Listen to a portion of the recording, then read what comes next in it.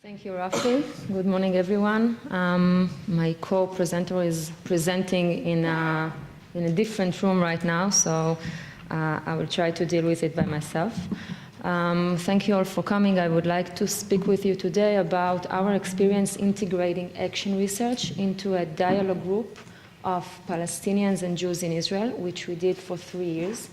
I'll give some background about the group, even though it's not the topic, but just to let you know. So in 2006, what we called Mismachei HaChazon, or the visionary documents, were published by the Palestinians in Israel. It was basically the first time they published a document that tried to portray their attitudes towards the state of Israel as a minority. And as can be expected, it created a controversy and a lot of responses in return.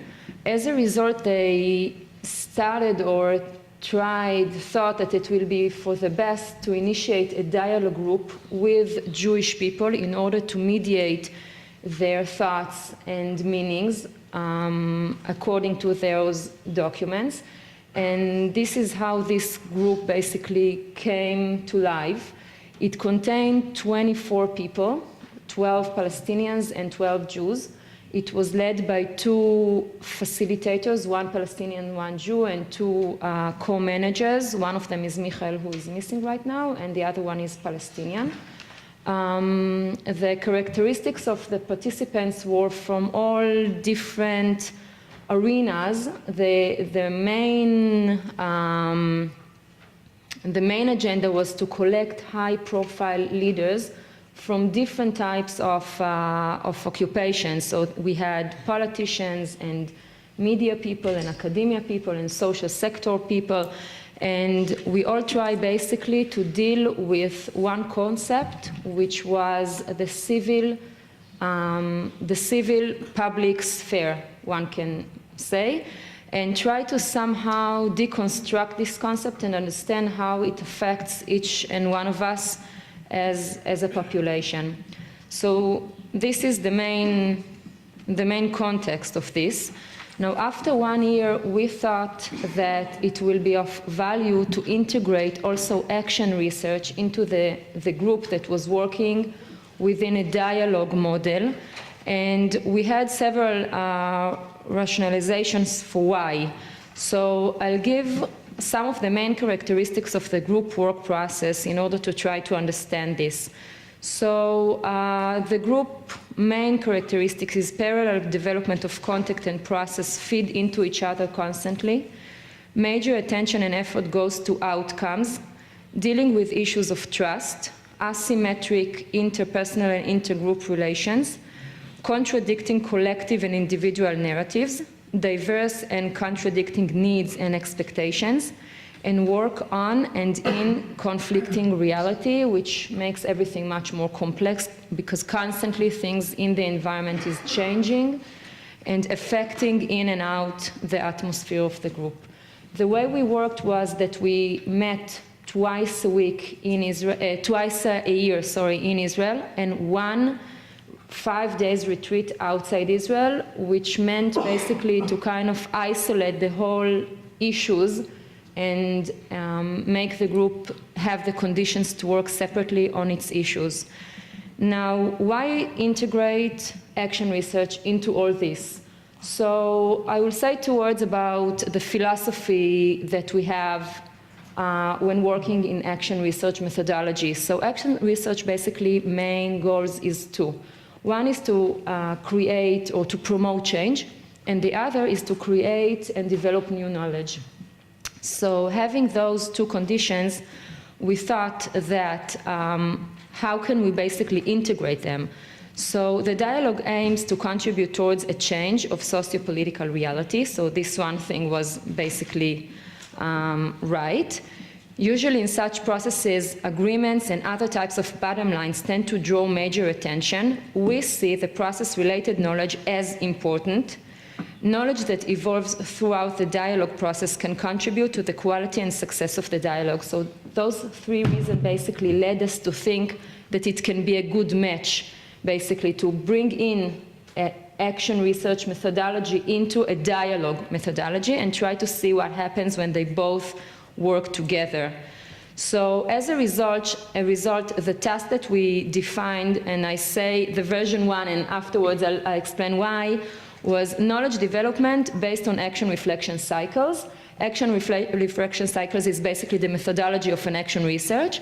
And we thought that basically we want to capture all the knowledge that is being developed through the dialogue process and make a room for it. And this is what we had in the beginning. We kind of got into it pretty clueless with some various theoretical knowledge and paper that we read, but we didn't know much about the integration and about the way that it can contribute and affect each other. So this is the task that we first declared on. And how did it work? So we started basically with documenting all the meetings, and we had like a bunch of protocols that we collected. We did individual interviews with all the participants. We collected their feedback. We analyzed the documentation. We wrote and conceptualized what we thought and what we saw from the documents, from the interviews, from the feedback. And we reflected and gave feedback back for the professional team that, as I explained before, there were 2 facilitators and 2 co-managers that basically met and decided about the next steps constantly as we went along. So in this cycle, we constantly work and develop the action research. And what happened, basically? So, as I said before, we didn't really know much what are we entering, and we discovered as we go the consequences of integrating the action research inside, with all the benefits and challenges, of course, involved, and things that we didn't really anticipate.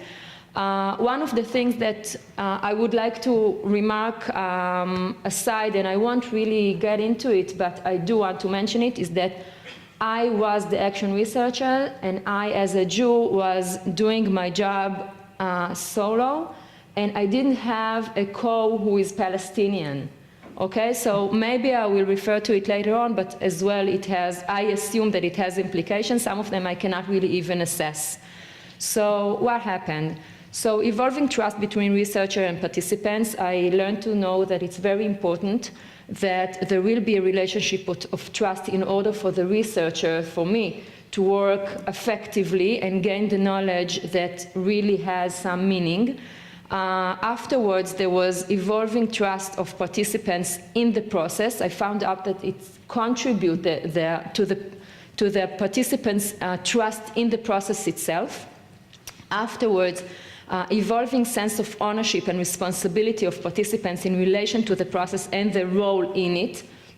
So again, I found out that it contributed to the participants to feel more ownership on the process, so to feel that it's their own, and it's not the facilitator's process, it's not the whatever, I don't know whose process, but it's their own.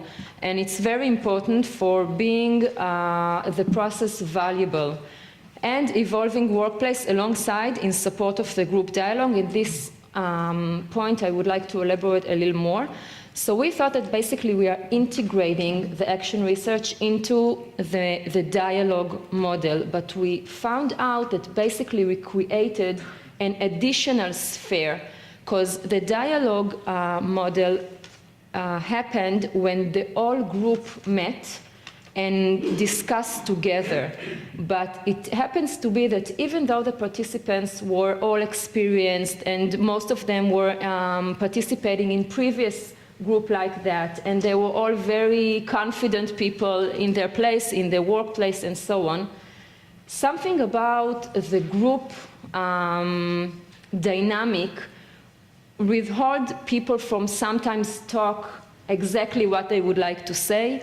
There is a lot of dynamic between the different groups and a tension between the different groups and some expectations that hold people from saying what they would like to say. So if I'm a Jew and I'm expected to perform with some special or some specific opinions about the state of Israel, I won't say it out loud because I will maybe fear for my political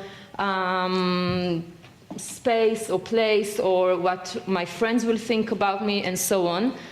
At the same time, having a private scene when they can talk with a researcher and say exactly what they would like to say, it opens up a different space to basically say exactly what you think about the process, about the people, about the way that you evolved within the process, and it created really a different type of place to express oneself. The research also contributed to an in-depth knowledge and understanding of positions, needs, apprehensions, challenges, political knowledge, etc. And the action reflection cycle contributed to participants' understanding of themselves. This is basically captured what I tried to just said. And also conceptualizing of the work model and knowledge development by the researcher and the professional team, which helped us a lot during the process. So insights and the research task final version, as I said, it evolves during our work, understanding many things that we didn't understand before.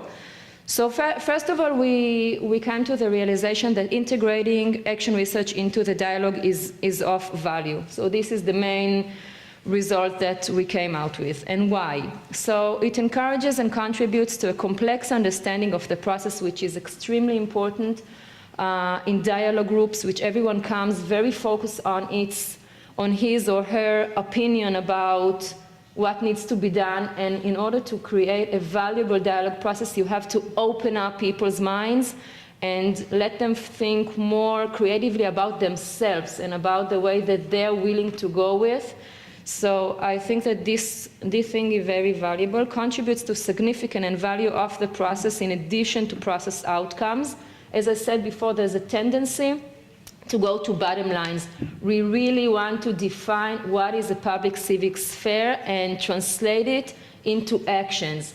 So having the action research inside gave some room and value to the process itself and not just to the outcomes.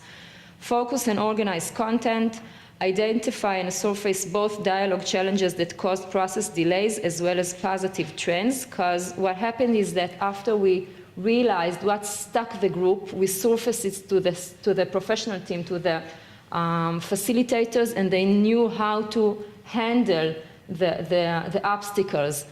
An action reflection cycle evolved from a method of work to a strict quality of work. Challenges. I will go through the challenges very quickly. These are few, there are many more. Tension between the need to contribute and encourages the development of new knowledge and the need to focus and conceptualize evolving knowledge. Again, what I explained before, do we stuck on understanding again and again where we are, or do we want to thrive to go into the bottom line? What is more valuable at the moment? Mapping contents and working with multitude of information. I personally, as a researcher, find it very, very challenging. The amount of information that was created was huge, and I found myself not knowing all the time what information should I focus on in order to create the process more valuable and to contribute to the process. The researcher must have in-depth understanding of different knowledge areas, and I specify some of them, which also I found it that is hard. In order to be valuable, you have to maintain a large or a vast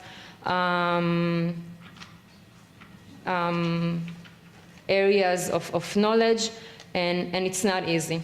So this is to wrap it up. Thank you very much, and I'll be happy to answer some questions afterwards.